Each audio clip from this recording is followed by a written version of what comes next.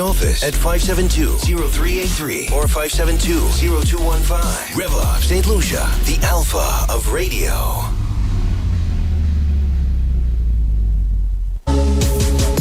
Hi, this is Lotus. Join me every Wednesday from 9 a.m. to 10 a.m. on REV-UP St. Lucia for Unrestricted. What we don't talk about, what we should talk about, and what we will be talking about. Don't forget to join me every Wednesday from 9 a.m. to 10 a.m. on REV-UP St. Lucia for Unrestricted. And without further ado, let's say good morning to the host of Unrestricted. She's the gorgeous Lotus. Good morning, Andre. Good morning. Thank you. Morning to you. Good morning to everyone. Good morning to our diaspora, our listeners. Good morning to X, YouTube, Radioland, everyone. And this morning, I have a few guests. And with me, I have Mrs. Hippolyte and her student from South Louis Community College. And then I will tell you what we're talking about. Let's get a small introduction from Mrs. Hippolyte. So, good morning, everybody. My name is Esther Hippolyte Matthew. I'm presently a lecturer at the South Louis Community College. I had taught at the Patricia D. James Secondary for over 30 years. And now I'm doing something that I feel so immersed in, and that's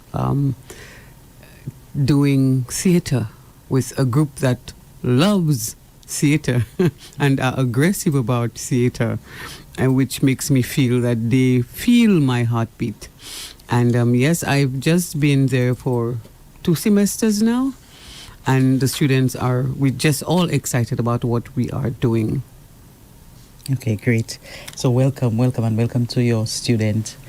You want to introduce yourself? Sure, why not? Yes, go ahead. Good morning. My name is Jaquan James. I am a Year 2 student at the South Louis Community College, also the current Vice President of the Creative and Performing Arts Club, where I work closely with our lecturer advisor, Mrs. Matthews.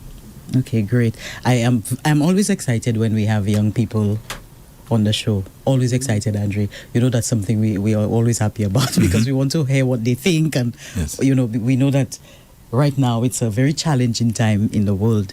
And we have a subject that actually it's a big thing in terms of the discussion, because when you look at just the climate, there's a lot of talk about child abuse.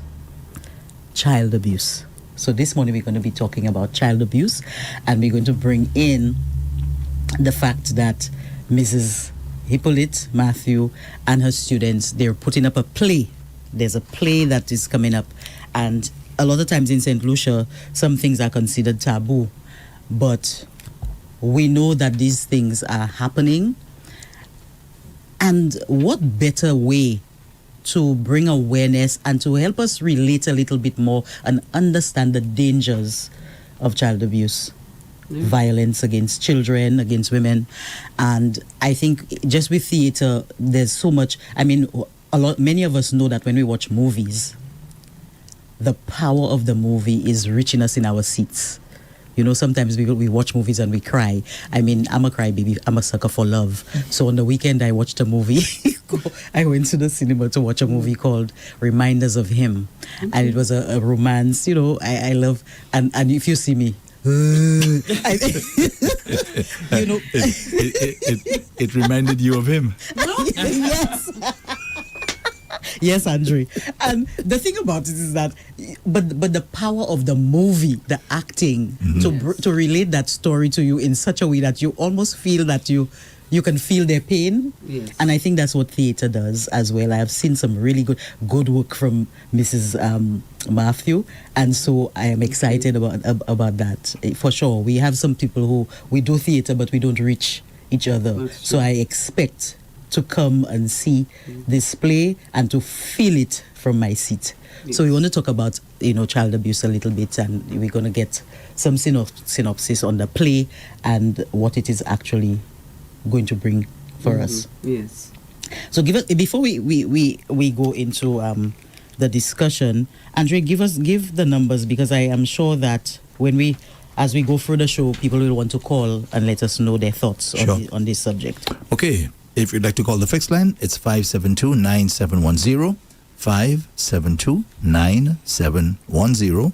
Or if you prefer calling the WhatsApp platform, it is 287-0971. WhatsApp is 287-0971. Again, the fixed line, 572-9710, or WhatsApp 287-0971.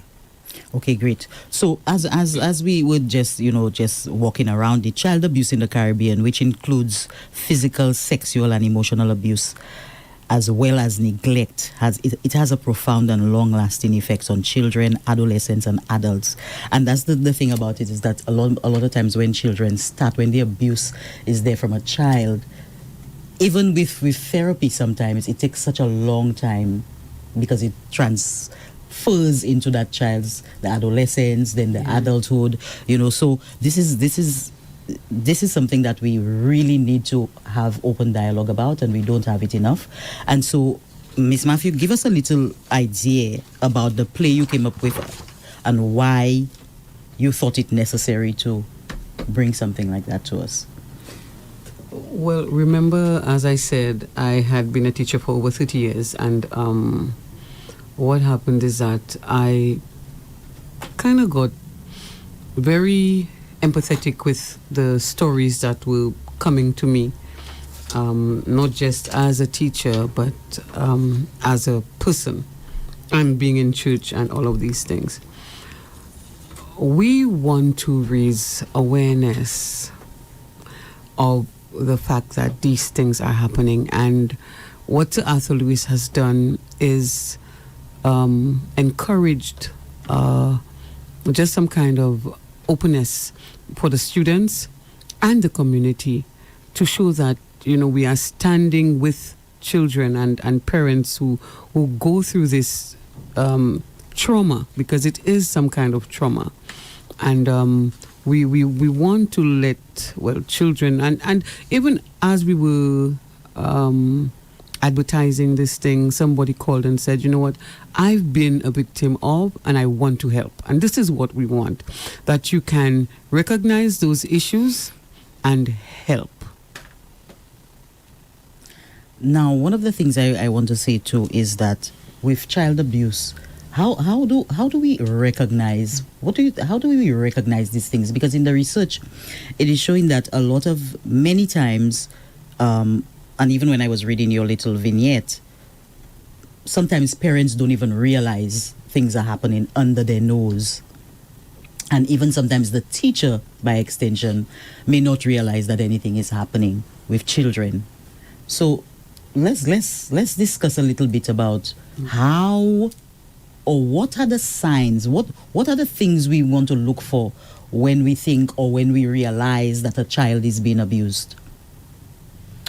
Okay, so I would say, firstly, you can tell, especially as a teacher, changes in behavior and in attitudes of your students. You see that a student is acting differently. You don't immediately think that, okay, maybe it's not that. And the play actually exposes these things because there are some parts of the play that are uncomfortable and a little deep. It's when Miss explains it, we're like, oh, this is what this means. This is what this symbolizes. I don't want to give too much of the play right now. No. But it shows how easily something like that can be overlooked. And it's important, I guess, for parents and teachers to keep a closer eye on their children or things like that. Don't count it out. Yes. Yeah. Yes.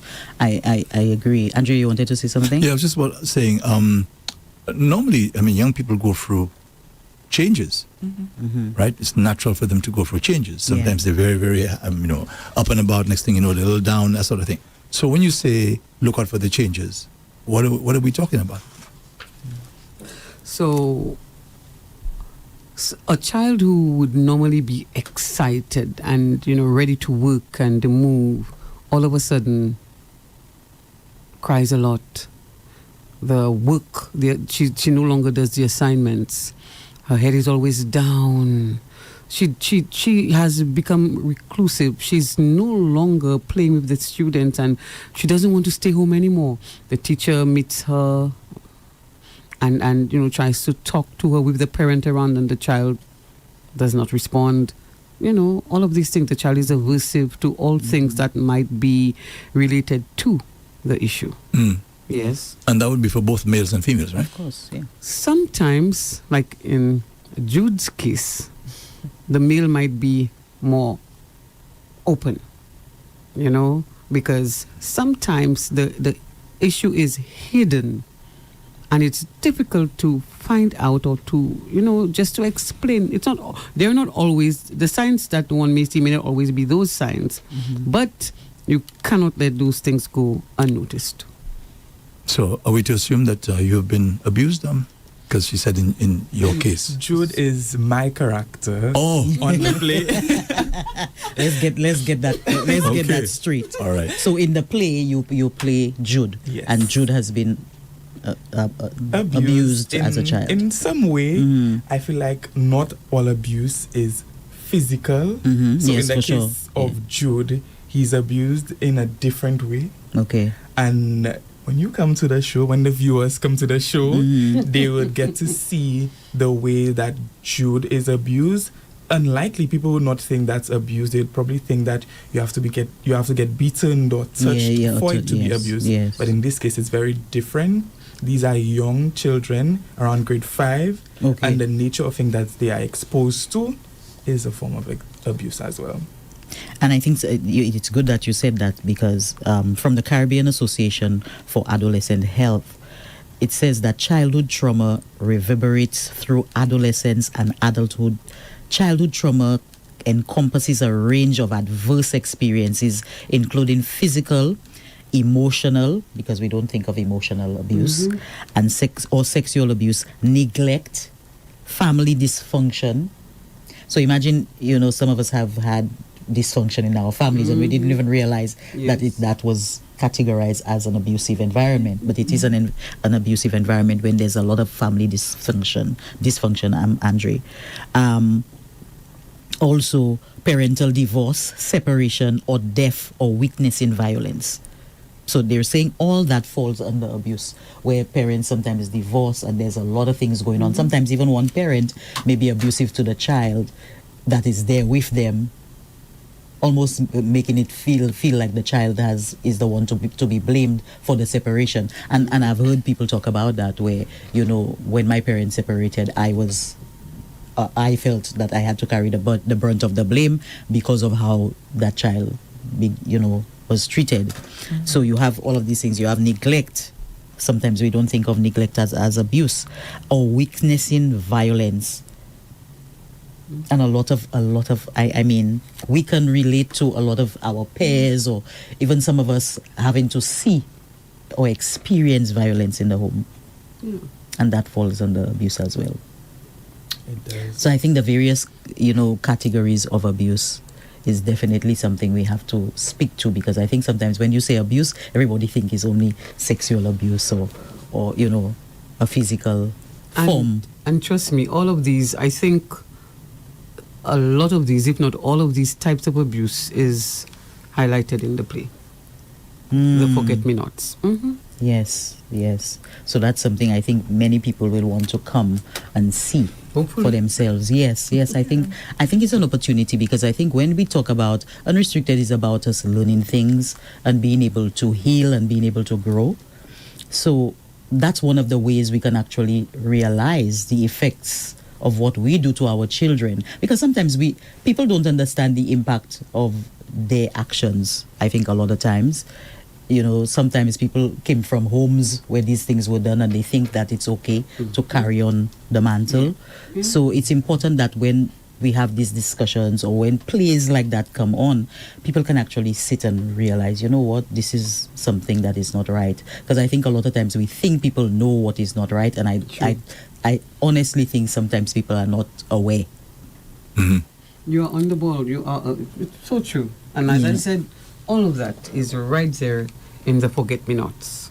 I was also thinking, with television and especially social media right now, we speak about violence in the home and children seeing parents fighting and so on.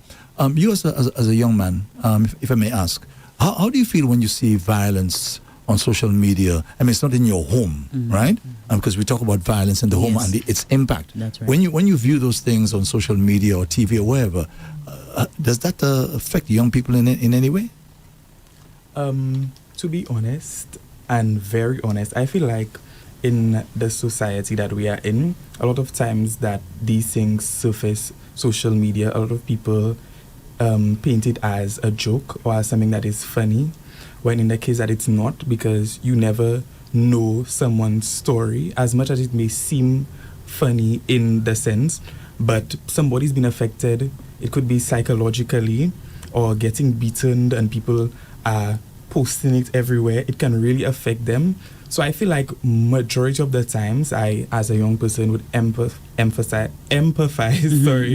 with the people, because it's not good to see people getting abused. You don't know if they are fearing for their life wherever they walk. You don't know people's story, people that you meet in our daily lives, people that are at school, at work right now. So it's never good to see these things on social media. And I would appeal to young people and everyone, in fact, that when we see these things, to not share it, because it can make it worse for the person. Yeah.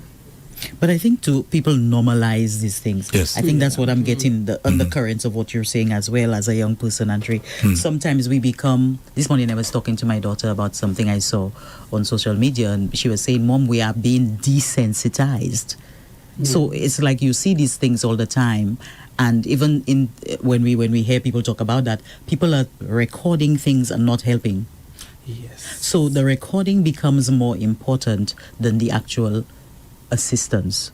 Whether it's to call the ambulance, call the police, call someone, people are more interested in getting that on camera, getting that in a video to send, and so it really worries me that we are becoming more desensitized towards violence, and some of us feel because it's so easy for us to send the videos across. I remember I have a colleague of mine, in fact people who know me have said, don't send me certain things, like I just don't appreciate it.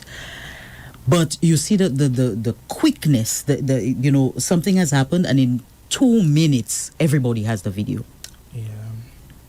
So that level of desensitization is something I think that is affecting the healing of that, when everybody feels it's okay to receive a slap. You know what I mean? Yeah. And in the study, even Pau had a paper on that I was reading last night. In the study, that level of desensitization where people think that it's normal, I think that is where the challenge is. Because even when you tell somebody that you're being abused, or because one of the things in here is that children, many times they're saying that the percentage of times that children tell their parents that something is happening is also high, and sometimes parents don't believe them.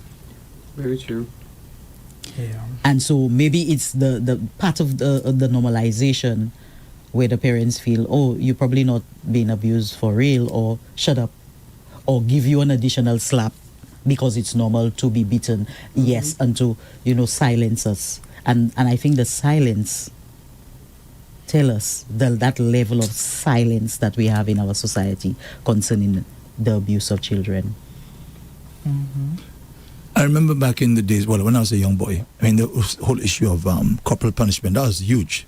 We almost accepted it, that's the way it is, and in many, many cases it was abuse. Now that was rampant back in the day. Yeah. Am I to assume that it's the same today? It hasn't really changed, that there are parents who still beat children and so on with straps and all kinds of implements, because we went through that as young people. I'm just curious to know, young people, I'm sure you speak with them, do they experience that sort of thing? Is it just as rampant today as it was yesterday? I don't think that it is the same. A lot of people will tell you, hey, my mother doesn't beat me, or they don't get disciplined the same. And if you look at certain comments on social media, people say that, if that was like before, you don't take a slap already, or my mother didn't deal with me, for me that did something like that, or embarrass them in public. So I don't think that it is being carried on like what it was before. To be disciplined, you would not dare embarrass your mother in public. You'd have been disciplined right then and there. Even people now, the older generation, younger generation coming up don't even want other people to discipline their children. That's right. So like a neighbor cannot talk to your child, an auntie cannot beat your child. So it has really shifted. And I think that young people maybe think that it's okay to do certain things. Also, I think they've stopped beating children in schools. That corporal punishment is done away with in the school. So Yeah? Yeah, so we don't beat anymore. But I'm sure again, coming from some abusive backgrounds, some people still beat their kids, and some people still see the need to really harm these kids for beating. Because Andre, you raise an interesting conversation that a lot of us, the discomfort is there because our parents in those times, some of them were so frustrated with whatever that was going on in their lives that they probably didn't even see it as abuse. You know what I mean? Like but the kind of things you would hear some people go through: burst heads, broken arms. I mean, even in school, there were some teachers who really beat on children to the extent that the child was actually physically bruised and battered. So we really don't talk about that, but that definitely was an abusive way or is an abusive way to deal with children. And I really thought that the corporal punishment was still being practiced in schools, but you're saying that doesn't happen anymore. No, that has been stopped. That has been stopped. Yeah, I think for a while now, I was in grade 6 at that time. Look, I'm in year 2 of SAF already. Yeah, I think it's for a while now. Yes. Well, that's good yes. because that was rampant. I mean, imagine you being abused at home because that's what it was, and then when you go to school, it's another kind of abuse that you have to deal with, either verbal or actual physical. Yes. So now we go into the other prevalent areas of abuse that probably replaced corporal punishment, where some people still use violence. They still use violence, maybe not actually beating the child in school or something like that, but there's still violence, there's still emotional abuse, and neglect is one of the things that I think has risen. Because if a lot of parents now cannot speak to their children or don't have that connection, the child is neglected totally. Yep. And I feel like I don't know if I should say, but on social media you see that a lot recently with a lot of the young people or young students who go missing. I've seen some stories covered at the parents saying that, I tried to talk to her, but she didn't listen to me. She wanted to go to the friend. I told her not to go, and she went anyways. So it really shows that how a lot of young people don't even listen to their parents. They don't see that it's, out of concern for them. So it's really concerning that young people are developing that mindset. Like, if my mother talked to me, she don't want me to do, she don't want me to go out, she don't want me to be there. So it's a little concerning, I might say. But is that because of a breakdown, first of all, in the initial connection to the child? Because if you really think about it, Andre, when you have a relationship with your child from a baby, and you maintain that level of communication, respect, nurturing that love. I'm not saying that children are not going to do things. I mean, some of us have our own nature. However, I'm asking rather, or even, jolting the discussion, that level of neglect, because I was reading and I realized neglect seemed to be coming up a lot. That level of neglect, is that because there had been no initial connection with the child, or the defects in actually trying to bond with that child? The relationship is not there, and when the child is now an adolescent or teenager, that the parent themselves does not know how to connect or have not connected, and therefore cannot pull reins on that child, cannot stop that child, because you don't have that initial relationship with that child. I think some studies show that by the time a child reaches 5, the child has learned everything he or she needs to learn already. And between 5 and 9, until you're helping the child develop. Of course, we continually grow. Yeah. There is a disconnect between parent and child if the child begins to show behavior that is not in keeping with what the parents are asking the child to do. That's what I believe. Because I'm thinking 5 of us in one family, my brothers take one way, my sisters take another way. Same family, same mother, same father, same household. What happened? So the parents, but then you have the idea of socialization, and then you have the issue of nature and nurture. So you have the peers, which the children get involved with, and you have the parents. How strong is that relationship between parent and child before the child meets his or her peers or the other family members? It's a whole set of factors. Yeah. And then you look at the relationship between parents, the father, mother, stepfather, stepmother. There are a whole set of issues that one has to look in if you have to identify what really creates the divide. And I just think too, it's not just the connect between the child and the parent. You have a lack of connection with the whole society and the parents. And to link this a little with our show, there is a lot of neglectful parents in the show. And not that the children go and take wrong paths, is that through that neglect, they being abused. So you see absent parents, parents that they don't have time, and when they meet with the teachers, they're like, oh, I have work and this, I have that to do, I don't have time to come to your meetings and stuff like that. So all that can take away of finding out what is actually wrong with your child, because you have a concerned teacher and you're not even really giving that attention, you're never there, you're always at work, the child is complaining, you're not listening to the child, you're not believing the child, you don't even have time for your own child. Yes. So that really actually adds to that. Yes. Yeah. That's what I was alluding to earlier. One more thing. When we were young, my parents used to send us to the countryside, yes? And our parents were there. They were there. They were not absentee parents. But every time they sent us to the countryside with our other relatives, we cried because we missed them. Take that now into a society where the parent is not there and the child is always crying for his or her parent. The trauma. Now you all said something there, and I just want to again, the provocation of the mind, just the discussion. Do you think that many times parents neglect their children because they are fearful or don't know how to parent? For instance, some parents run away from the fact that they have to talk to their adolescent children.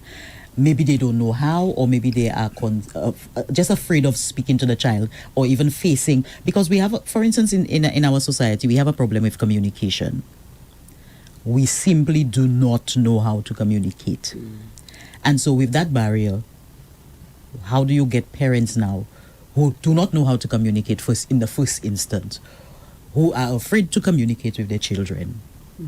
To get over, afraid, the fear of, because again, maybe it might be they feel they don't know, or they're not saying the right thing, because there's no rule book. I mean, when I had my children, I personally, as an individual, read some books to help me, right, in certain things. However, you do get into situations on a daily basis that you don't have a book there with A, B, C, D, E, F, G.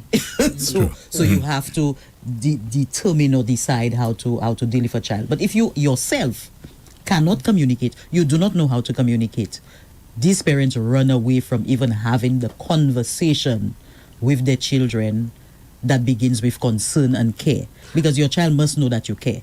I think it's fear. I think it's fear because the parent sees this little human that they produced, and sometimes the child is going through issues, like they were telling you when you become a teenager, is storm and stress. And so the child starts to shout, or the child, first of all, the body develops and then the mind develops, and then the parent is literally afraid. The parent would literally tell you, Miss, I can't deal with him again. Huh? Miss, you go ahead. And sometimes the child or the student will listen to you rather than the parent. So there are many hidden the issues in those situations. And maybe the parents themselves might have gone through things that they themselves see but run away from. You know what I mean? Like some parents might have an idea that their child is being abused.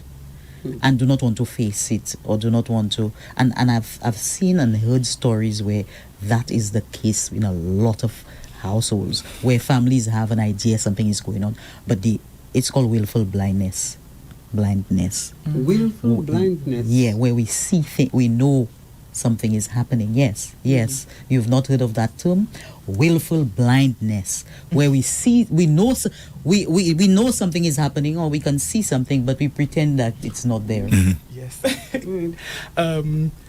I feel like this as well is actually present in our show, where the same thing comes back to the teacher, expressing that she thinks something is wrong with the child, and the parent is giving a little, a backstory. I felt something with her father and something like that, but anyways, and she keeps deflecting. Yes. So it shows you that she knows something and the teacher is showing concern, but at the same time she herself is not showing concern. She's trying to run away from the conversation exactly. as fast as possible. Yes. So all of these things are coming to light, and these are red flags. These are red flags for teachers, for friends, for family, that if you see that the person does not want to address anything.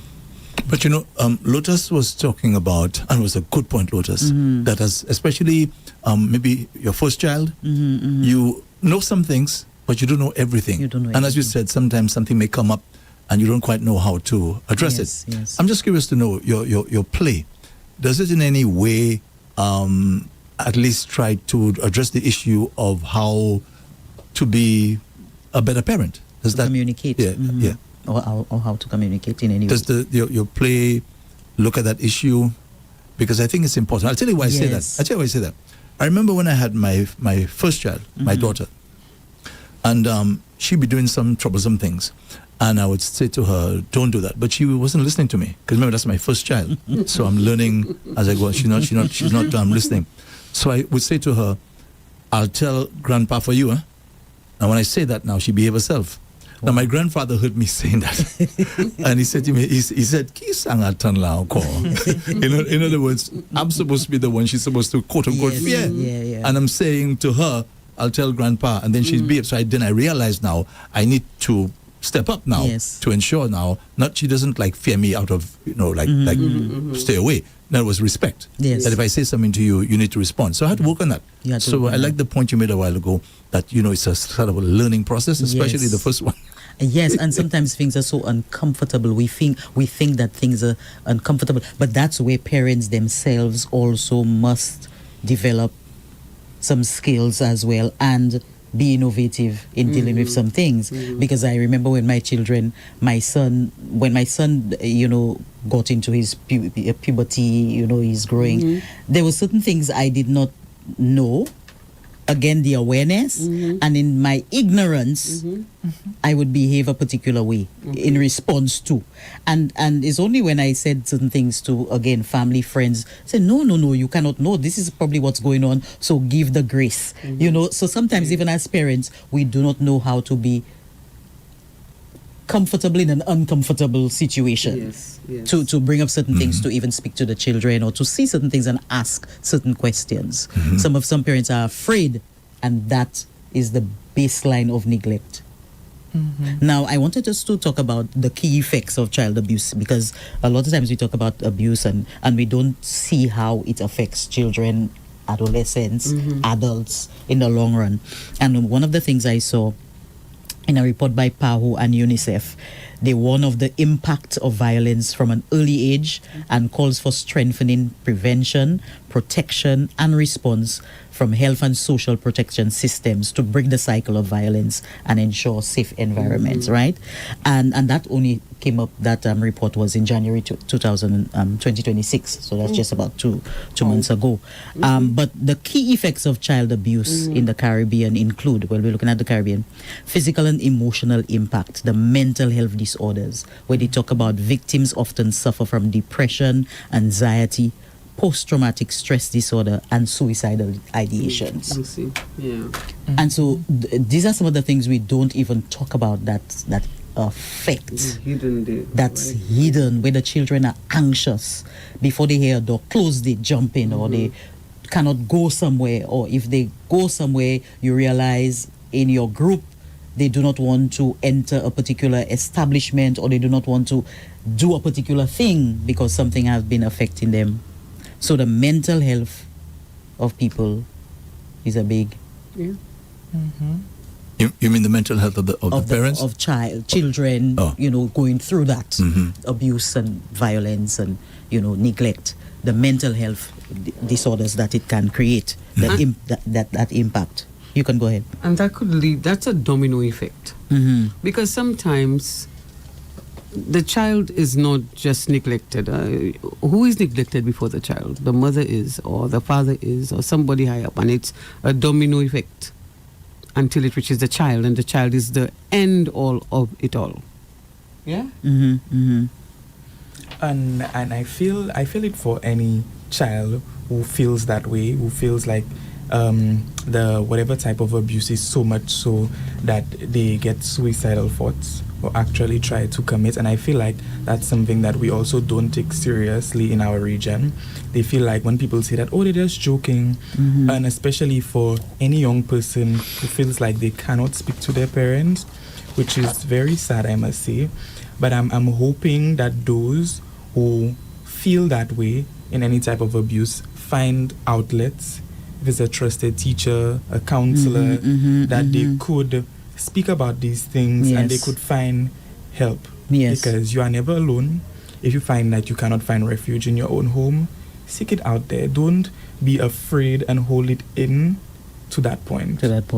Yeah. Andre, you want to give the numbers again? Sure. Our callers or listeners maybe just listening because it's interesting.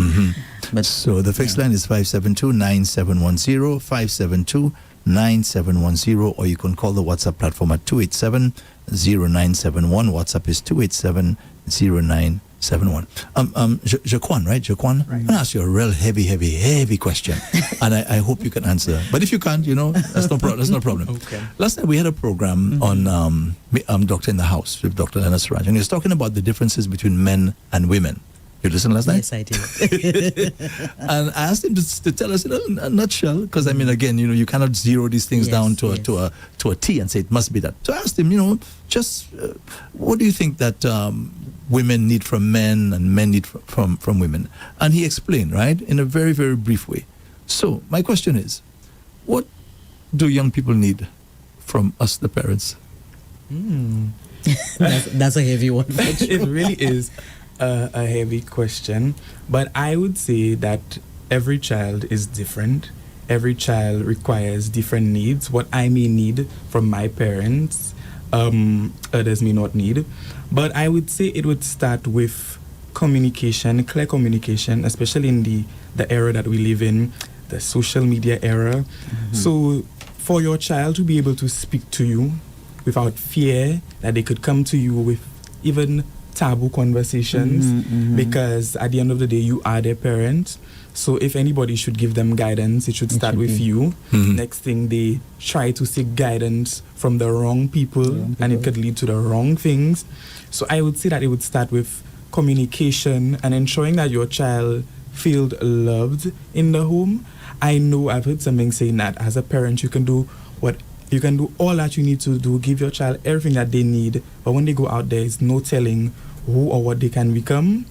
But I feel like it would start in the home, giving your child that kind of emotional support, because mental health is serious, and I feel like some people as parents, they could tell anything, others don't. Okay. So being that person that your child could come to first, I would say that's how to answer the question. That's a good response. Yes, I think we have so. a call. Yes, we do. have a call. We do. So we use the one person would use to hear the callers.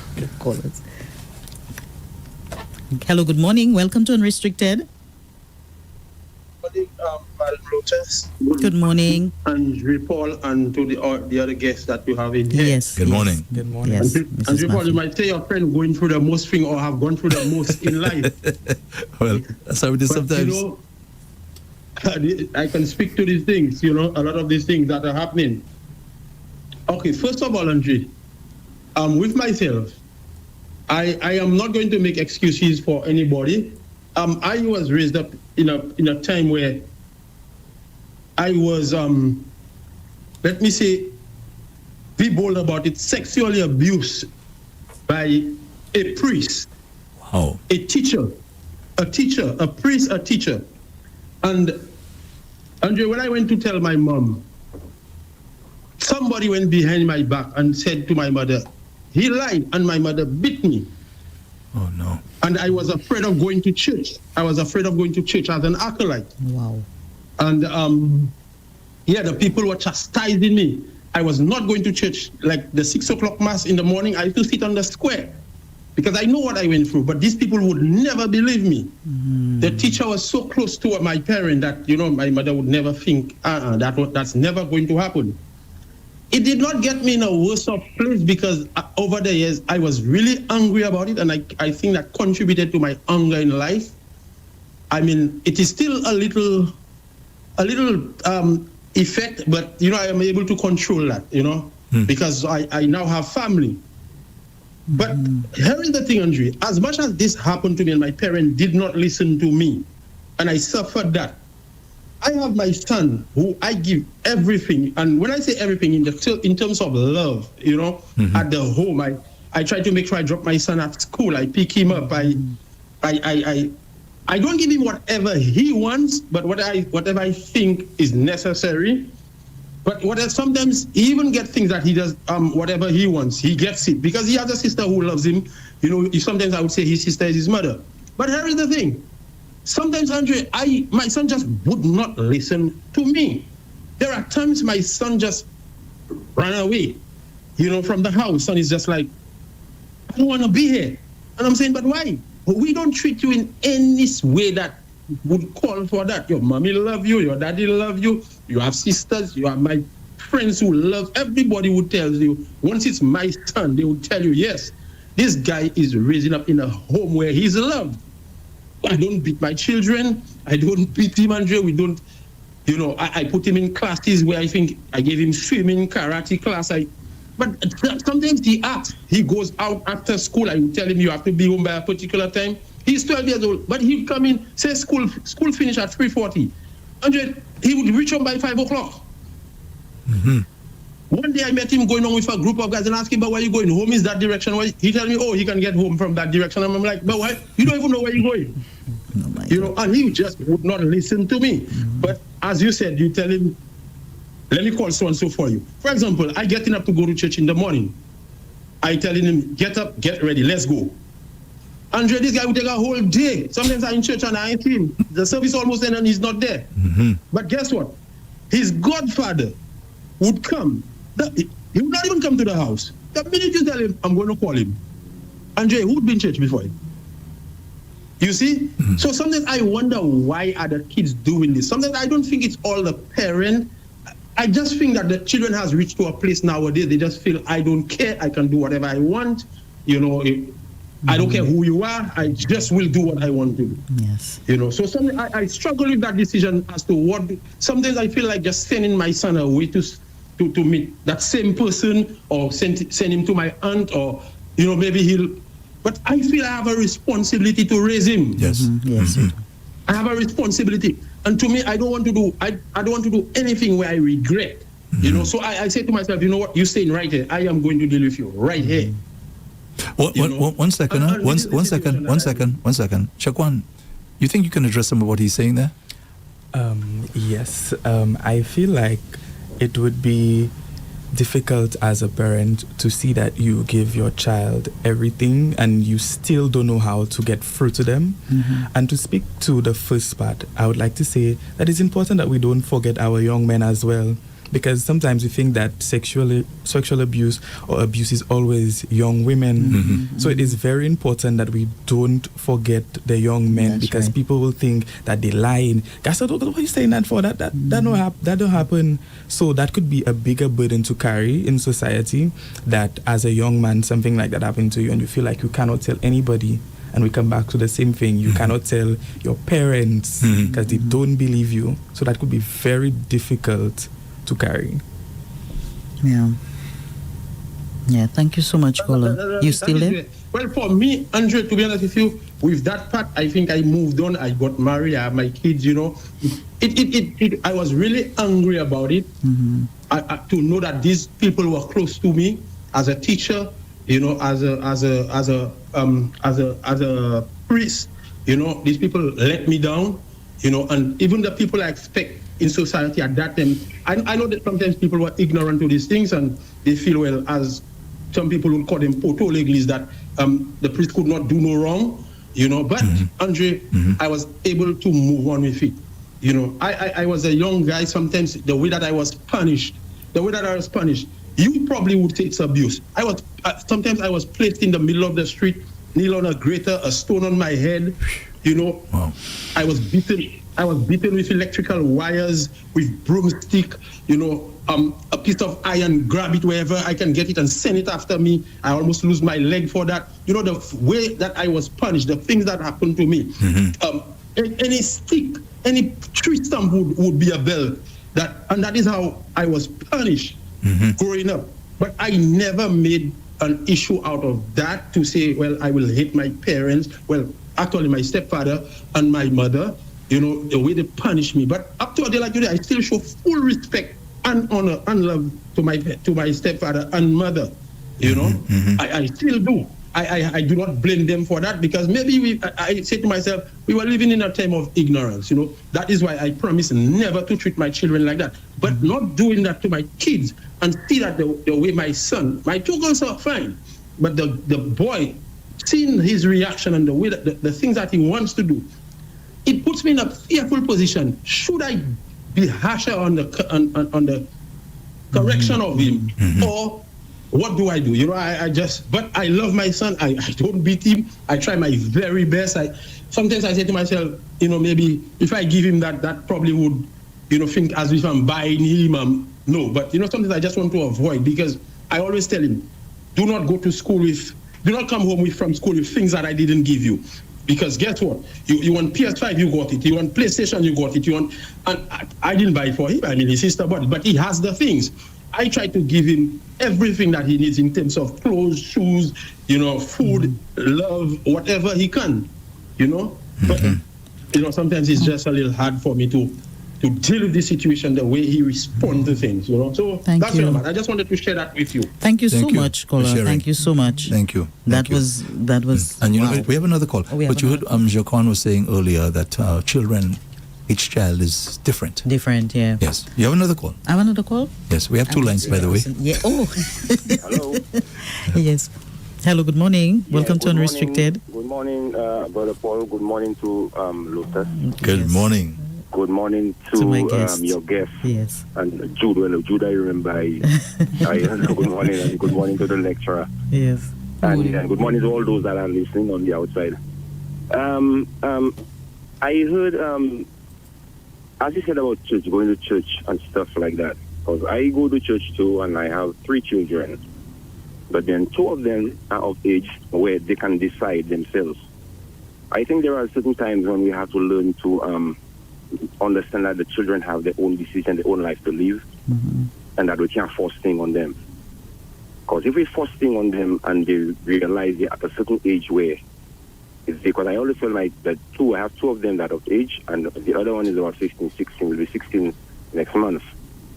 So I always tell him, you the smallest one, you're on the youngest one, you're under my, in terms of jurisdiction, because if anything has to happen, I have to sign for you. I have to attend to whatever you do. If it is wrong, I have to. But even at his age, I measure certain things that even sometimes he just tell me, Daddy, I feel like going to church today.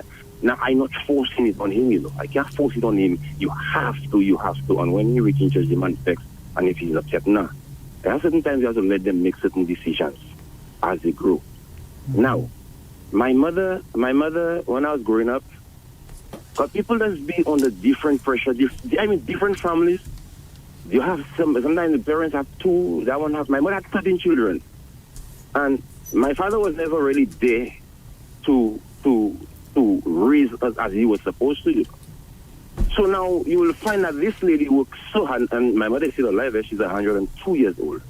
Wow. And my mother and I will you say that, because the way they raised us up and the way my mother used to beat me, some of us, And then there were even times when she would just, put her hand in our throat and have us down there.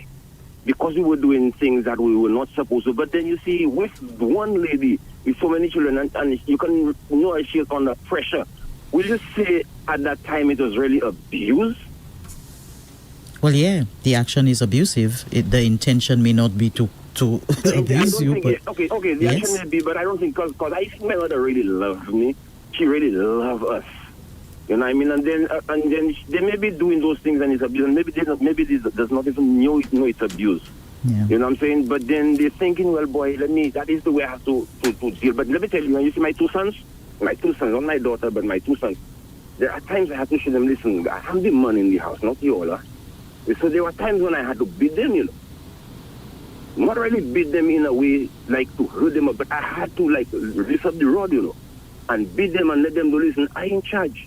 Not you all. You all can't just do things as you all want. Because you see the male, if the young men don't have a father figure with them in the house, but then you have to kind of live up before them to it, that they can see that what you tell them, you don't want them to do, you yourself not doing it. Yes.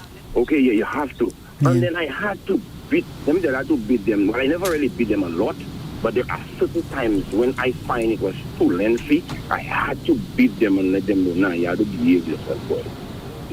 And they never bring rudeness to me, nothing so, but they understand that, listen, I'm the father. They know that I'm in charge of the place.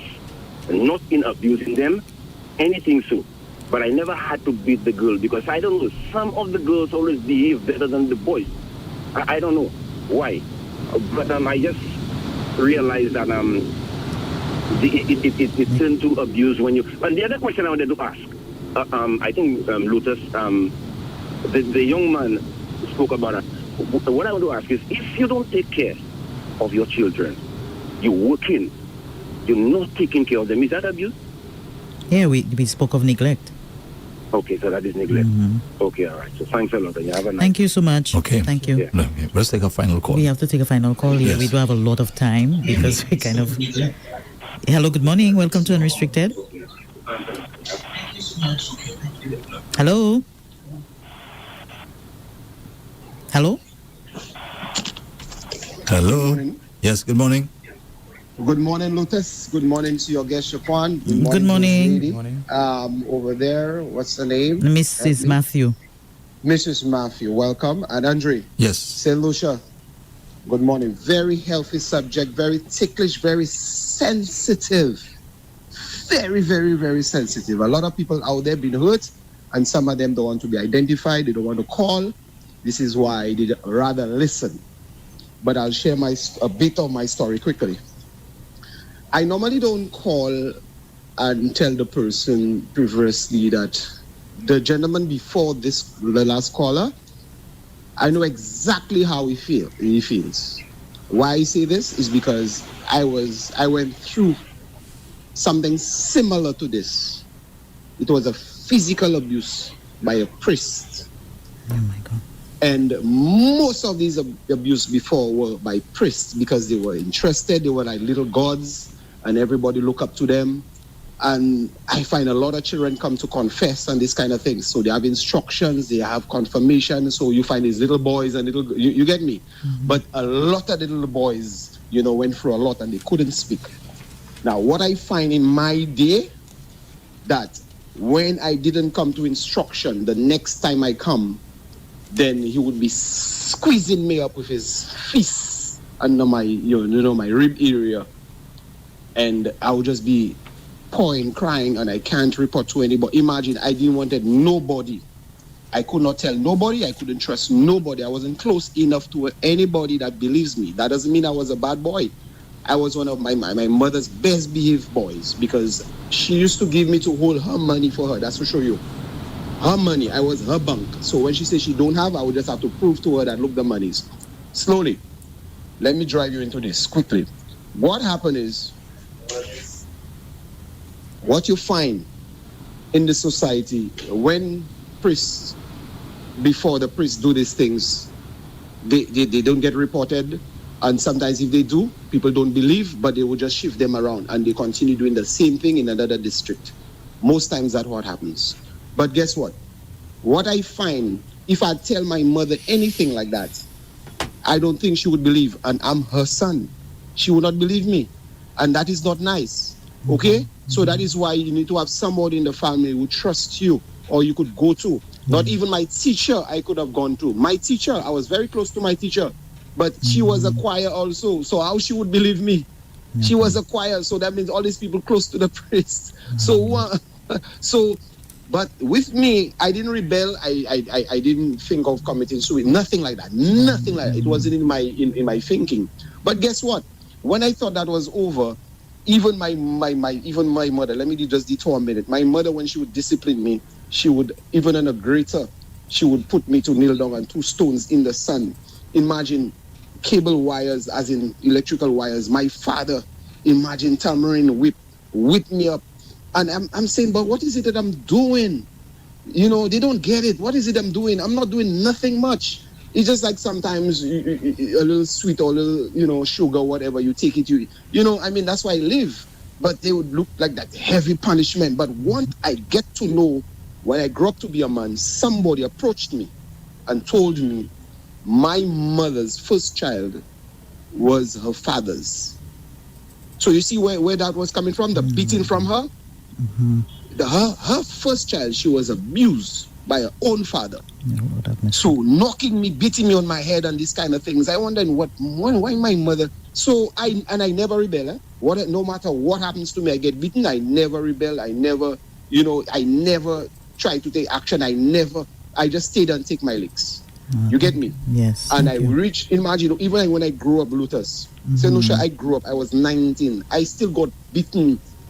I was 19, I got beaten again for what? Opening a bank account because my aunt had one, and then I opened another one. I got beaten. So I went through a lot, but it didn't make me bitter. What it makes me is, if you don't know the story, you don't judge. Yes. And one thing, it make me think broader, and I believe if Andre, my friend, tell me something, I believe him is because I don't know him to be a liar. And that is what my mother should think. If my child is telling me his belly is hurting him, I should take him to the doctor or get some medicine. If I tell you the priest is doing me something, go and question the priest with me. So at least you know what's going on. Take actions. So St. Lucia, when these things happening, in the modern days right now, you could record that there's proof and everything, because I know 2 nephews of mine getting abused, and I reported it. And right now they're investigating it. So we mustn't cast a blind eye when these things happen. So when these things happen, people have the boldness to go out there and do it, make it happen. But most importantly, it didn't make me sour. It made me a better individual. Anybody that happened in their life, they have the best of me. Trust me. I'm not sour about it. Thank you. It was just my turn. Yeah, thank you so much. Thank you very much. Wow, I just wanted to, I know we don't have a lot of time. We're going to wrap up. But I just want to thank the callers for being so vulnerable, so transparent, because just a few years ago, if we had discussions like that on radio, not one person would call and express what they've been through. And to have 2 males open up like that, open up like that, I have to say thank you so much, because this is what will create healing and will create the conversations. Before we wrap up, I want to say for sure is that the production is on March 27th. That's Friday at 7 p.m. Where is that taking place?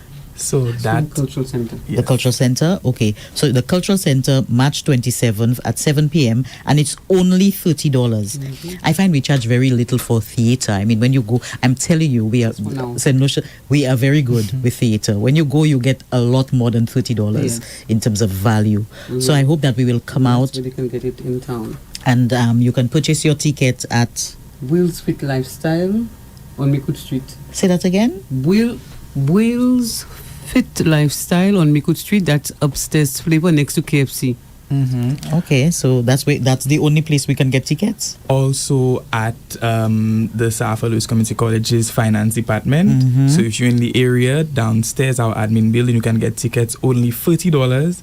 I invite the public. Only $30. Only $30. It's really an important show to come and support. Also, we'll be back on Monday 30th for a special matinee for secondary school students because it is important that the young Yes, people know yes, as well. yes. So I invite the public to come and support the Forget Me Not, we are not forgetting all those who have been silenced. And also there will be counselors and there will be phone numbers where, if you would need support or anything, because we know that it's of a very sensitive nature.